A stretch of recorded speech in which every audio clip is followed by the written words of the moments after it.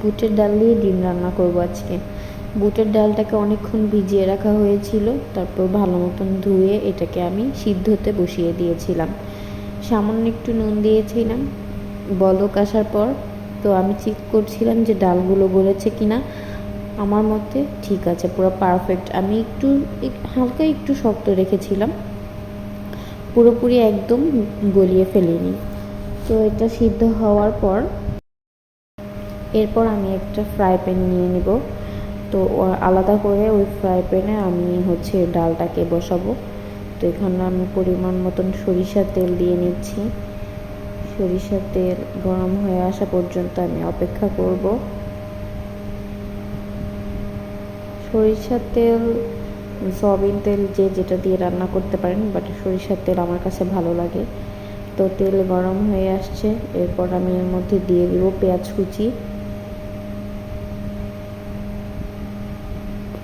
পেঁয়াজে হালকা পানি ছিল, তার জন্য আর কি ছিট ছিল। তো এখানে আমি অফ ক্যামেরায় মশলা দিয়ে দিব। তো এখানে আমি আদা রসুন, গরম মশলা, একটা তেজপাতা,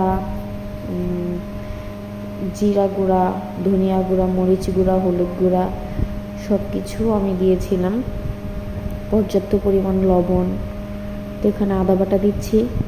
আদাটা দিয়ে আমি একটু নাড়াচাড়া করছি, তখন দেখছিলাম যে ঠিক ছিল, তাই আমি একটু পানি দিয়ে দিলাম। সামান্য পরিমাণ পানি দিয়ে আমি ভালোভাবে কষিয়ে নিব এটাকে। রান্নার আসল টেস্টই হচ্ছে কষানো। যে তরকারি যত বেশি কষানো হয় তত ভালো লাগে। তা আমি এখানে আদা রসুন বাটা দিয়েছিলাম। লবণ আমি ডালের মধ্যে দিয়েছিলাম এখানে, তার জন্য আমি পরিমাণ মতন বুঝতেছিলাম না, তার জন্য আমি অল্পই দিয়েছিলাম, পরে আর লাগেনি, আমার পারফেক্ট হয়েছিল। যা অফ ক্যামেরায় সব মশলা দিয়ে তারপর আমি নাড়াচাড়া করে কষিয়ে নিব।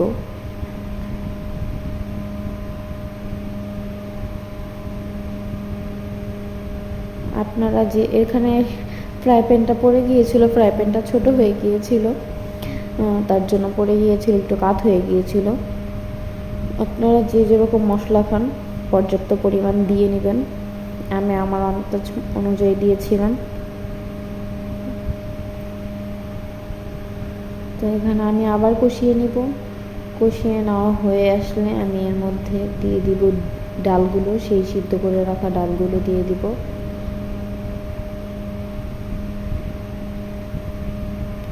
ডালগুলো দিয়ে ভালোভাবে আমি আবার নাড়াচাড়া করে অনেকক্ষণ রাখবো। এই যে বলক এসে পড়েছে। তো আমি অফ ক্যামেরায় ডিম ভেজেছিলাম আর একটা ডিম সিদ্ধ করেছিলাম। সবাই তো আর ভাজা খায় না, তো আমার মেহেকের বাবা সিদ্ধ ডিমটাই পছন্দ করে, তাই তার জন্য সিদ্ধ ডিম আর আমাদের জন্য ভাজা ডিম। তো আমি এখানে ডিম ভেজে ডিম ছেড়ে দিয়েছি।